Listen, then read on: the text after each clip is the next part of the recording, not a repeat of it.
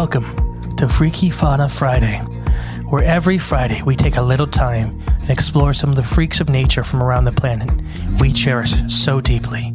So please, jump aboard and let's explore the wilds together.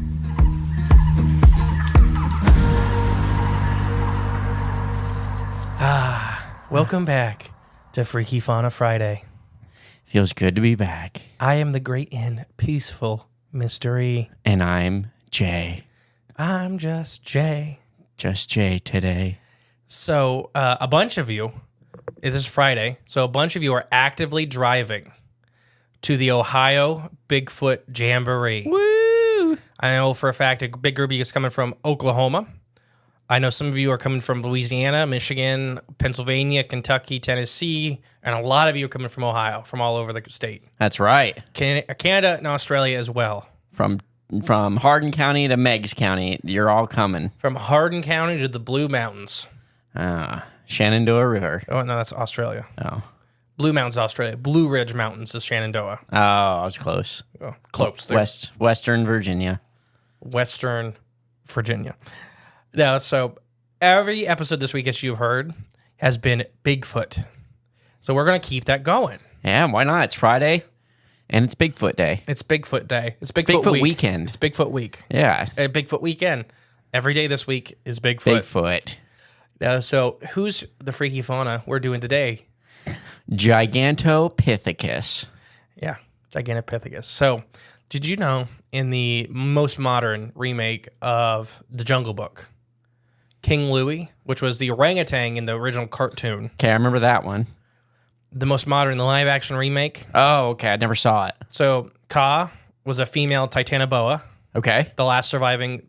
Actually, now she was not even a titanoboa. They just discovered, it's really funny, a new species of snake in India that was bigger than titanoboa. Okay. Right where Ka was supposed to be from. Oh. So it kind of worked out. Okay. So it's supposed to be a supersized prehistoric snake. And maybe they manifested it. King Louie was a Gigantopithecus in the new one. Oh, okay. Because in the song, I think it was in the cut version of the song or like the full version of the song, he says something like, how magnificent would it be for a Gigantopithecus to have the gift of fire, because he's talking about the red flower. Fire. Yes. Because that's what Louis wants. Is fire. Because it's man's power against nature at that time. Okay, yeah. It's So a destructive force. He wants the power of the red flower. If the power grows through you. So he's supposed to be a Gigantopithecus. Okay. Which is like a 10-foot tall orangutan. Right, yeah. In that movie, he's a 10-foot tall orangutan. Well, doesn't everyone say, that's probably what Bigfoot is? That's why we're talking about Gigantopithecus. It's one of the main options of what a lot of people think Bigfoot is. Yeah. So what is a Gigantopithecus? Gigantopithecus is a name that resolutes with the mystery and grandeur, referred to the extinct genus of giant apes that once roamed lots of Asia. We still don't know a lot about their range. Known for their colossal size, these magnificent creatures have captivated the curiosity of scientists and the public alike. When we're going to talk about a lot of the mystery behind the monster. Ooh. Discovery and first glimpse, the story of Gigantopithecus began in a rather weird way.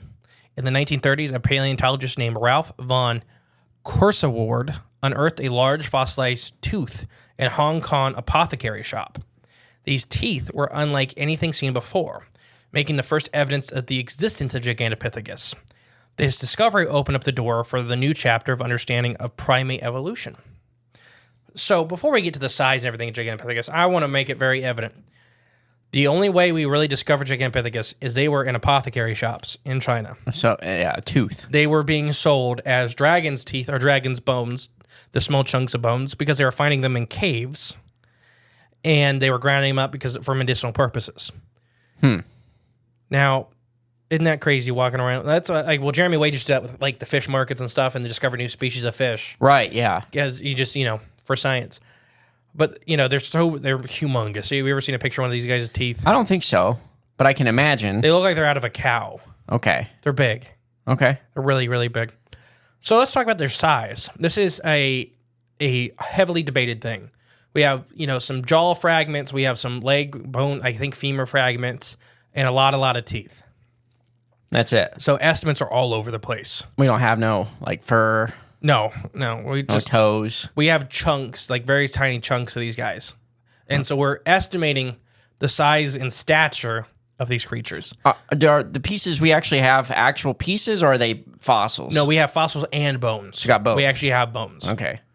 So we extrapolate a lot of data. Their closest living relatives are the orangutan family group, Okay. but they're not super closely related either. Okay. So these aren't just like a lot of art. You'll see these guys paints them as either looking like giant humans or looking like giant orangutans. But about nothing in between, huh? My personal opinion is they're going to be somewhere in between. Right, yeah. Because their closest living relative is the orangutan family group. I believe there's 4 or 5 orangutans left, species of orangutan. Okay. But they're not super close related. They're not an orangutan, Okay. if that makes sense. Yeah, that does. So when we paint these guys to look like giant orangutans, that may be doing them a disservice. You're right. It's probably a bit off. So we don't know if they were bipedal or quadrupedal. We don't know, they may be like an orangutan where they can walk on 2 legs and then walk on all 4s. Mm-hmm. Thing with orangutans, out of all the great apes, they spend almost 90% of their adult life in the canopy. Okay. When you look at a gorilla, it's the exact opposite. Yeah, they're huge and they just stay on the ground. Yeah. Well, they're both big. Right, yeah. Orangutans are up there with some of our biggest gorillas. Oh, dang. 400 or 500 pounds. They just don't look as, like, bulky, I guess. They are just every bit big. Huh. Very, very docile normally, though. Even, like, as muscular? Yeah, orangutan will rip you in half if they want to. I know you just they're never super hear strong. about it. I know they're super strong, but, like, gorillas, like, silverback gorillas look like big hulking beasts. An adult male orangutan is probably not stronger than an adult male gorilla, Okay. but it's still probably one of the strongest, primates to ever live. Yeah. They're still big and, they're huge animals. Right, yep. So these guys, we don't know if they were quadrupedal and stood up every once in a while, or if they were bipedal. There are scientists that argue both ways. A lot of it's, from jaw structure to like the little bit of the leg bones we have looks like they could support a tremendous amount of weight. More like our leg bones, like our femurs are built like pillars. Right. Because it's all down. We're kind of like stacked like a building as far as, all of our weight's right on top of our feet. Right, yep. When you look at a gorilla, it's spread out. So they can run on their hind legs for just a little bit. Their bones aren't meant for it. Mm-hmm. So it's, we don't know. But let's talk about these size estimates. Do you want to guess what the average size estimate, if you took all the scientists and you just kind of made an average, you want to guess what it would be? I know they're tall, but I don't know how tall. I'm just going to guess 10 foot. Yes, on the dot. That's the Really? average.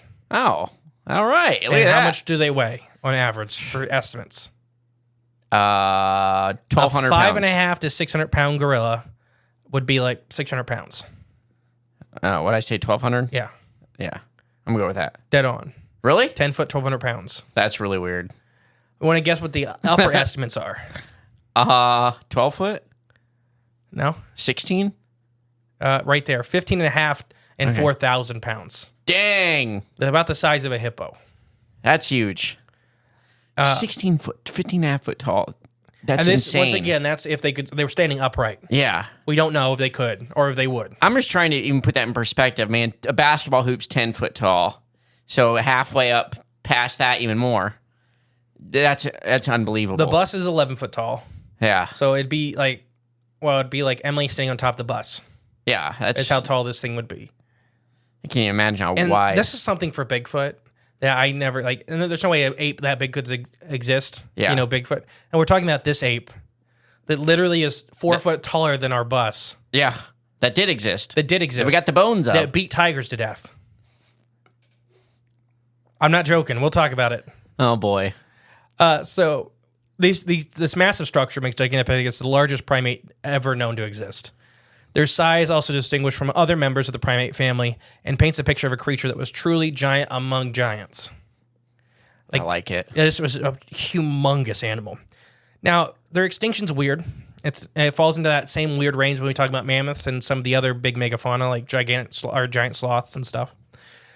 They went extinct. So they started. We kind of see their fossils start showing up during the Pleistocene about 2 million years ago, and they went extinct roughly 11,000 years ago.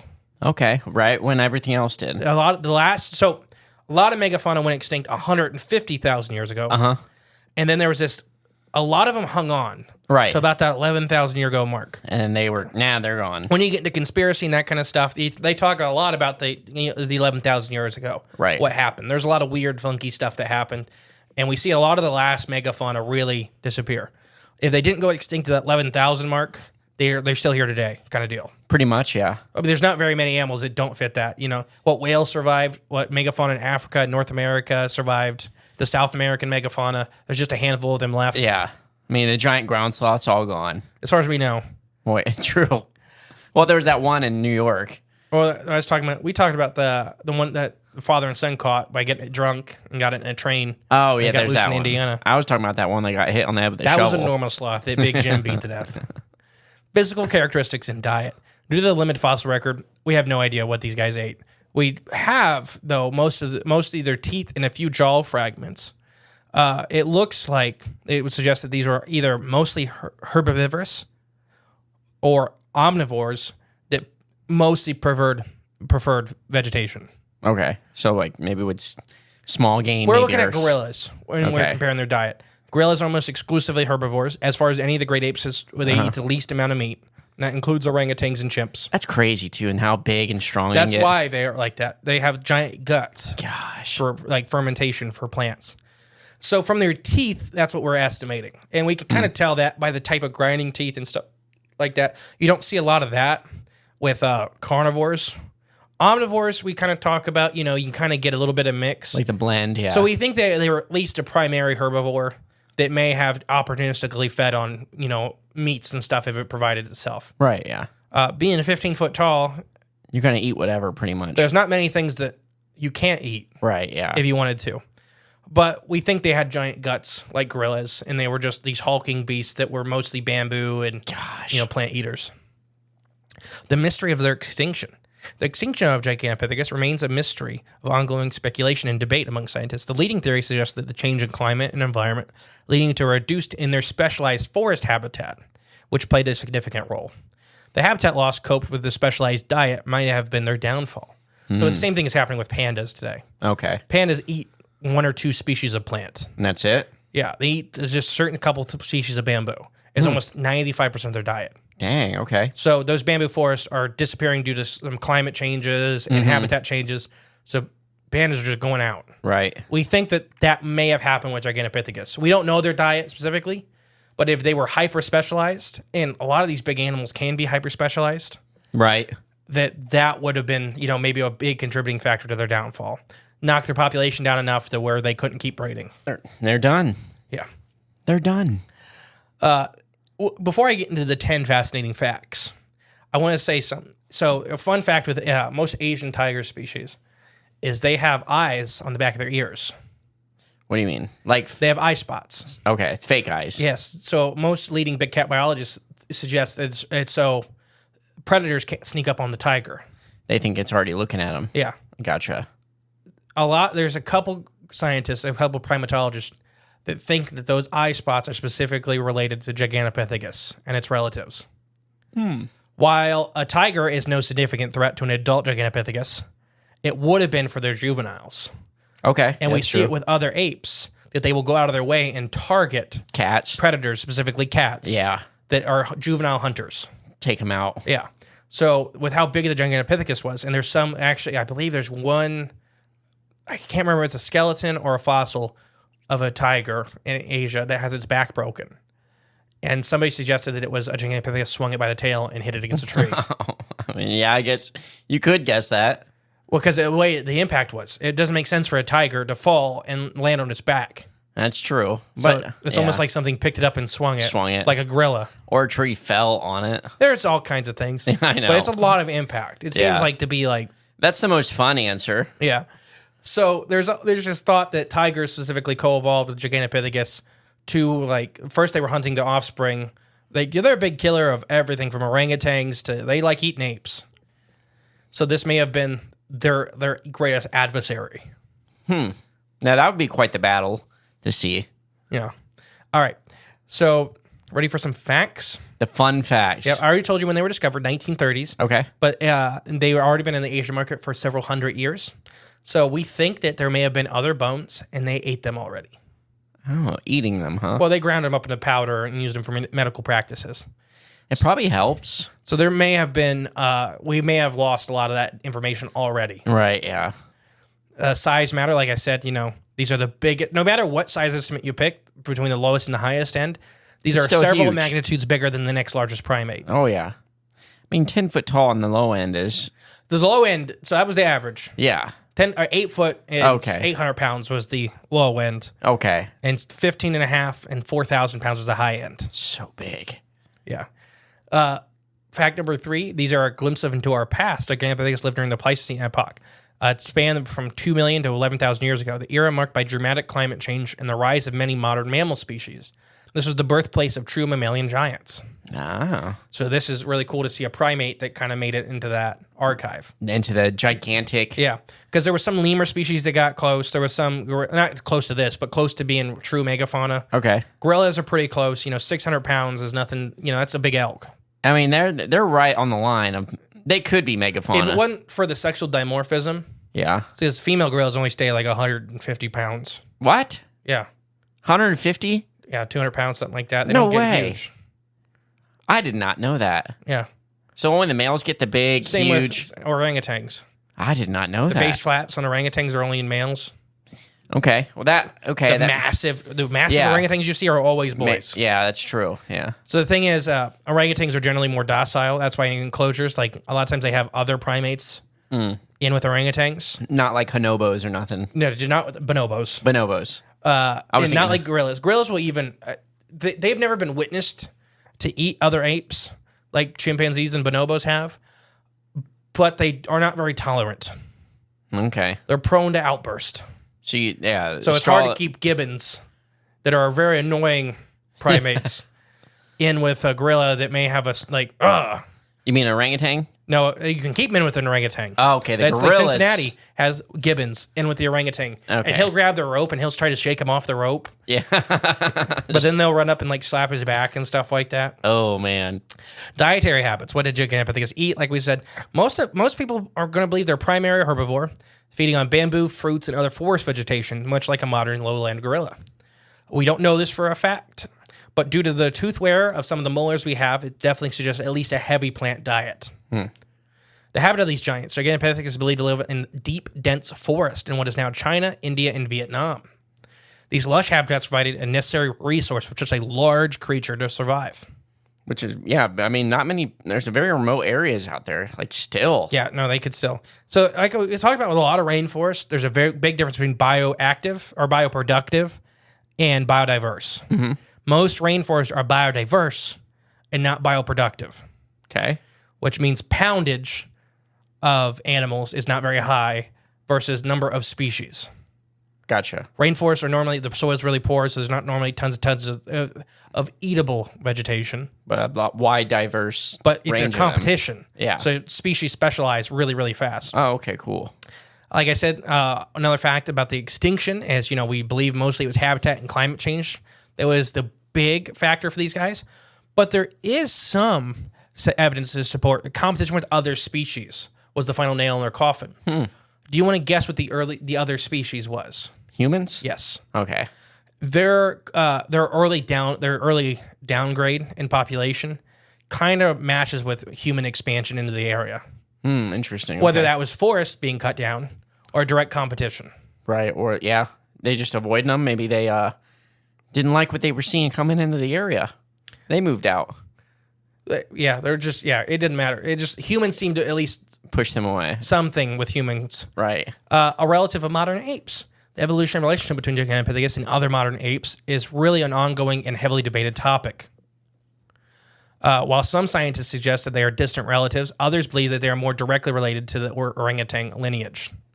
So this is a big argued thing, whether they are actually a true orangutan Or just a relative. or very distantly related. Okay. After looking at a lot of this stuff, including like teeth and what bones we do have, I'm in the camp of very distantly related. Okay. I think they're a step off, just like gorillas and orangutans are related, but not very closely. Right. Yeah. They're very, very different. Yeah, even though they have similarities, they're huge hulking primates that are both mostly herbivores. But their faces are different. Their Yeah. bodies types are But different. orangutans, for how docile they are, they eat a lot of fish. They eat a lot of insects. They eat a lot of, if they catch little animals, they're going to eat them. Right. Yeah.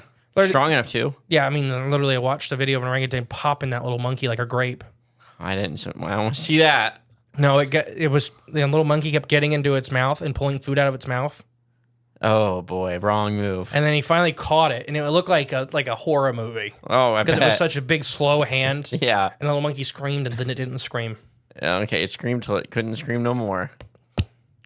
Continuing the search. So what's next? We really don't know a lot about these guys. Scientists hope to uncover more about their genetics, behaviors, and place in the primate family tree.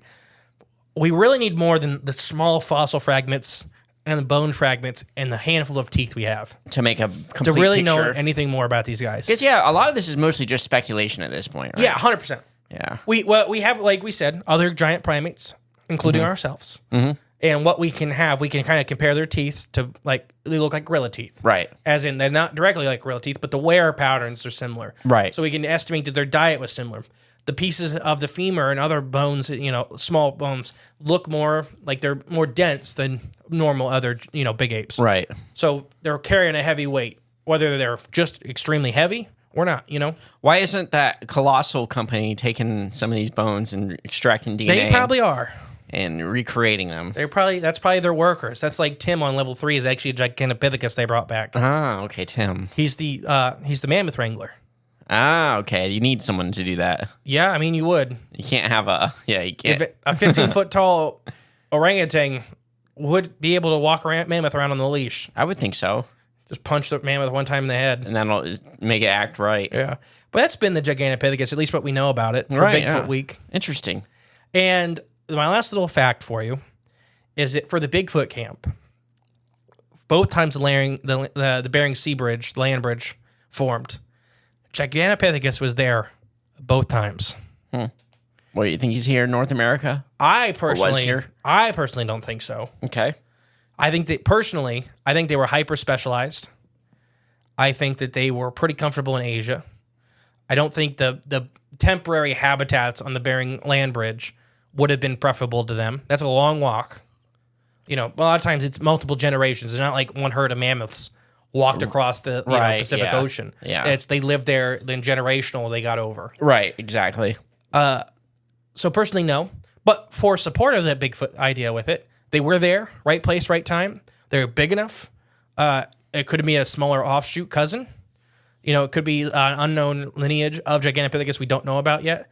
This is Gigantopithecus blackie, is the big one that we're talking about. Okay. What if there, Gigantopithecus americanus could have been the smaller cousin that was in northern parts of the range, where they only got 8 foot, 9 foot tall. Right. Which, when you're talking about a 15-foot behemoth, is the dwarf smaller version. Yeah.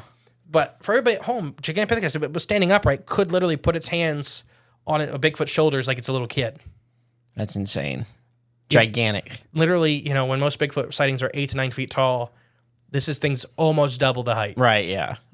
It's unimaginable. Yeah, at least in my head. A gorilla the size of a small elephant? Yeah.